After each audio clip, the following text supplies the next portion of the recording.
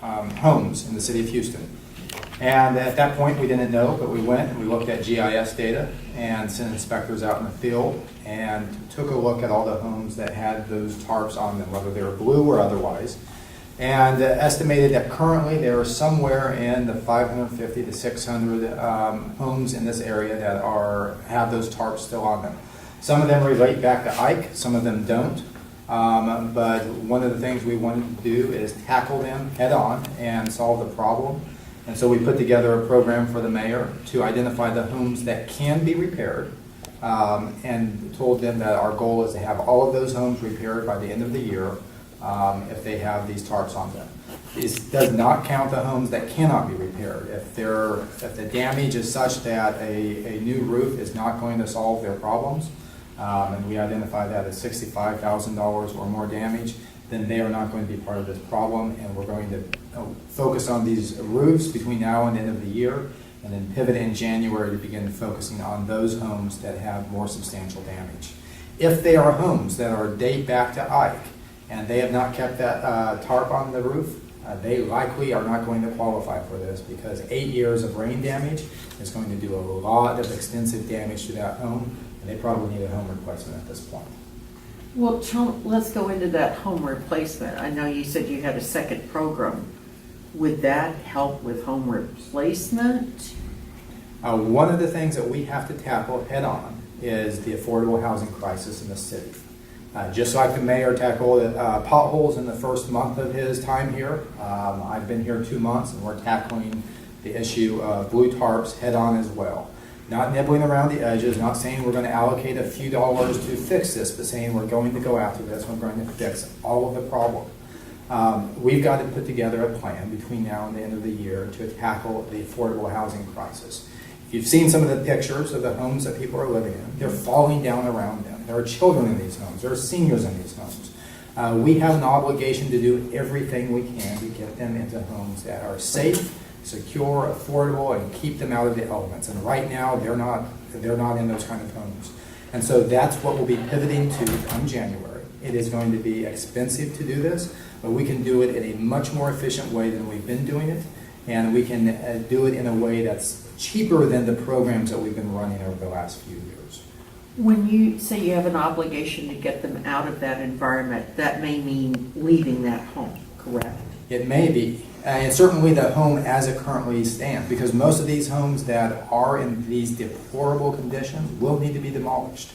If they own the land underneath it, then we have to work in with the program and figure out the best way to address this issue. Some of the programs that we've done primarily focused on seniors and disabled individuals for homes damaged in Ike, focused on the replacement of homes on property owned by individuals. We need to look at that program. A lot of those programs were federally funded, and so they had a lot of the federal strings attached, which means they were difficult to manage. It took time to manage them. One of the things that we did with this program is take what was previously a 150, 160-day process from application to pulling the first shingle off the roof and attempt to shrink that down to about 14 days. So that's our goal. We're using city dollars for that because we can spend that money more readily than we can spend the federal funds, but still do it in a way that makes sure that the taxpayers are getting the best bang for the buck. If we can replace a roof and keep someone in their current home for $10,000, that's much, much cheaper than building a new home for them for $180,000, $190,000. And some programs are spending as much as $200,000 on these homes. We've got to be able to do this in a much more efficient way if we are going to solve the crisis of affordable housing. And that's what we need to do for the city. We need it because the economy here depends on affordable housing for the people who are here. This isn't just about being charitable. We need this for our local economy. And making sure that affordable homes are here in the city of Houston is something that this mayor is very, very focused on. Who qualifies? What are the requirements to get this repaired, this roof repaired? So for this program, we set the income requirement at 120% of area median income. That's relatively high, but in terms of what we're seeing coming in, that is most of the homes that are coming in are households that are at 50% or lower of area median income. One of the things I did not want to get held up on is try putting a lot of barriers in front of us in terms of spending these funds and getting the blue tarps down. We wanted to get them all down. And so it's a fairly generous program to make sure that we can tackle this and solve the problem by the end of this year. And how much money has been allocated for these? The money that's been allocated is approximately $2 million. It was previously allocated before I got here to a minor home repair program, and we have gone back to City Council and pivoted so that between now and the end of the year, that's going to be focused on the Blue Tarp initiative. If we need more money, I'll be back to City Council to allocate more funds. So this is not, we have $2 million and we're done. This is, we have the money, let's spend it to make sure that we solve the problem. And where did you come from? Where did I come from? Previously, I was the director of the Harris County Housing Authority. Okay, so you're local. I am Okay. local. How surprising, though, is it for someone who's been here to still know those blue tarps dating back 8 years? Probably not the same tarps, but they're still out there with no roof repairs. It's, again, they're not all, they don't all date back to Harris Exactly, County. but of those Some that of them are, do. right. I was not in this position for the last 8 years, and so I cannot comment about all the decisions that were made. There has been a lot of good work that has been done since Ike, and I want to support that. In terms of this mayor's priorities, he is prioritizing single-family home ownership. And it makes sense if you're going to prioritize single-family home ownership, you want to support current homeowners who are in their homes who just need a little bit of assistance to stay in those homes. And so I think it really comes back to the priority of this mayor and the marching orders that he gave me on my first day when I came into this job. So you guys use GIS satellite imagery to identify these blue tarps signaling maybe like a metaphor, hey Houston, we have a problem here. My question for you would be, are there other houses out there that might not have the blue tarps on their roofs, people who are still dealing with issues from Hurricane Ike that might be on the inside of the house? Talk a little bit about the program, because we spent some time in Sunnyside before we came over here. There's a person who lived in that house. They grew up in that house, and so when you're talking about someone like that and demolishing their home, his house is very, very damaged. What would you say to someone like that who's been waiting 8 years for help, for assistance, essentially, doesn't have the money to fix it on his own? In terms of fixing the inside of the house, what's the long-term plan? The first thing I would say is, as a city, we have to do better. We have to do better at making sure that we can get the funds that we have to address the needs faster and not make people wait 8 years.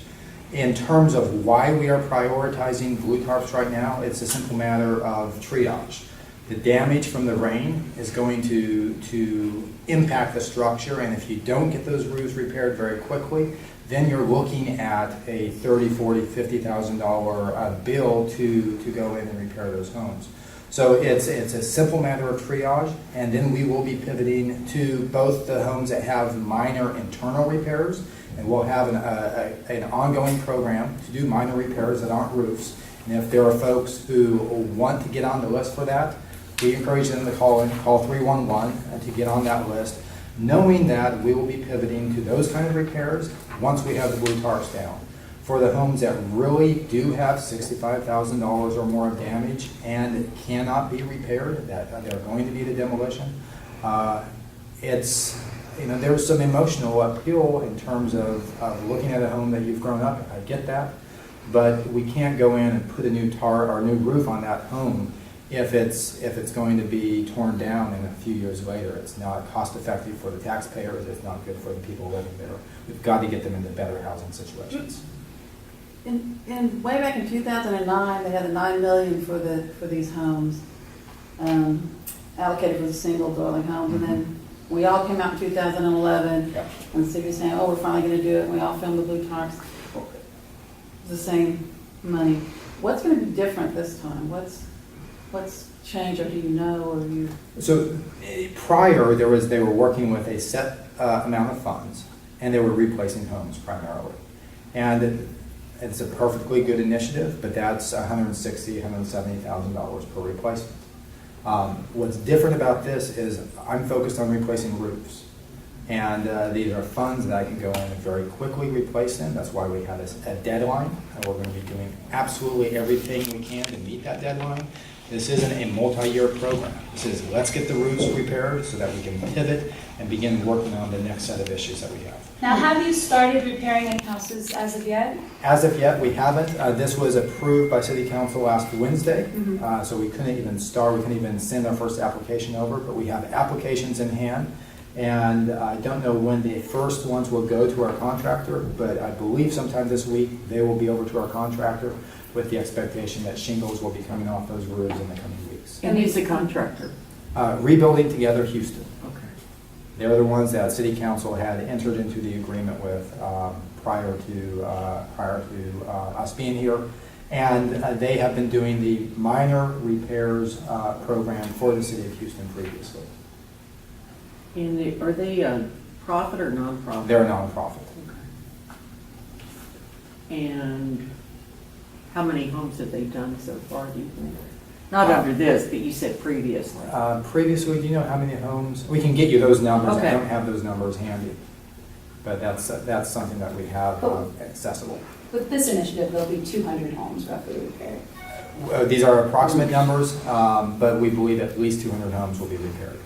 Now, if you can do the math, if they go much higher than that, and our average per home cost is $10,000, we're coming back to City Council for more funds, and we have time to do that. Is that, you said repairs, or talking about roof replacement? Roof right? replacement, Okay. that's right. Do you think the need is actually far greater than $2 million? The need for roofs or The roofs and the other stuff Other that repairs? we're addressing, yeah. Absolutely. The need is overwhelming. And it's not just single-family home ownership, it's multifamily. I've been out on the weekends visiting multifamily apartment complexes where there are people who literally living in subhuman conditions.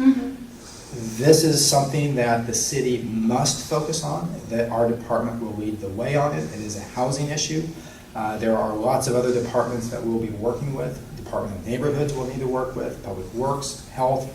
But when it comes to providing a good base of affordable but safe units, we're falling short in the city. And we need to own up to that fact, and we need to roll up our sleeves and go to work. This is just the first step. This is not a pat on the back for us. This is something that we need to get finished so we can move on to some of the other pressing issues that we have in the city. Any other questions? Thank you.